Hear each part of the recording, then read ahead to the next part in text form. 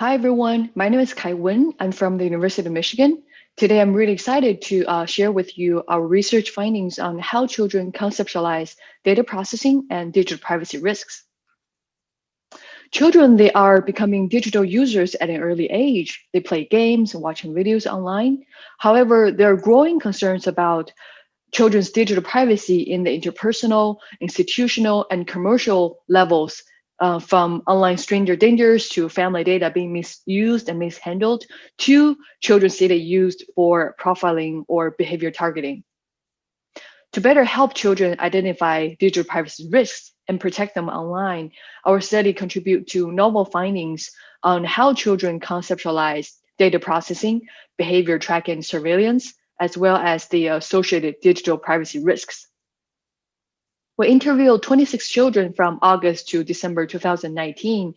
They were aged from 4 to 10 years old, and we recruited these children from the Conceptual Developmental Lab at the University of Michigan. Our interviews focused on 3 digital scenarios that include game playing, video streaming, and photo sharing. Among the many findings, what we wanted to highlight 3 in this presentation due to time limit. The first is children's reliance on surface cues, by which we mean the visible, visual elements on the interface. They use these cues to conceptualize how data collection, storage, inference, and content recommendation work.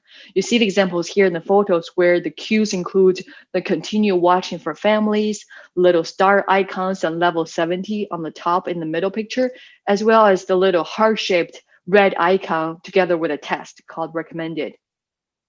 So based on these surface cues, children actually thought that data is remembered because they talk about the continue to play button they see in games and videos. The example here is a little girl talks about how the pathway in Candy Crush.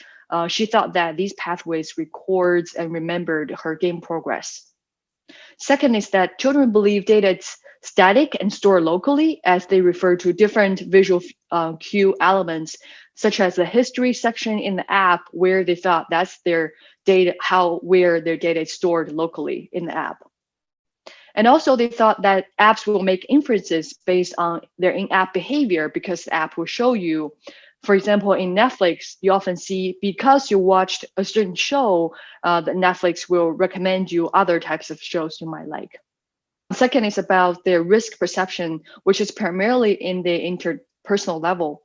Children thought that data tracking is at this one-to-one interpersonal level of interaction where somebody work for the app company will be watch the children, what the children are doing through either camera or screens, rather than considering large-scale automated data analytics. Children thought that data collection and tracking purposes are for user convenience and safety. For example, the game will remember your progress so that you don't have to play the whole thing again. Or the apps will detect suspicious account behavior to ensure safety. And children also thought that digital privacy risks are mainly with bad actors or bullies or hackers, rather than consider companies as privacy threats. The third finding is about the role of age and development play in shaping children's mental models of data processing, online risk perceptions, and their self-protective behaviors. We found that for younger children, they have less mature mental models of data collection. They are less aware of negative online consequences. They mainly associate the risks of exposing one's information online to physical threats rather than digital threats.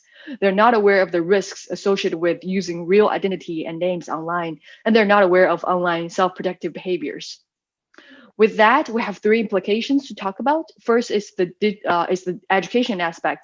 We think it's important to include commercial privacy at an early age, expand from password protection or don't talk to online strangers, but include commercial privacy education.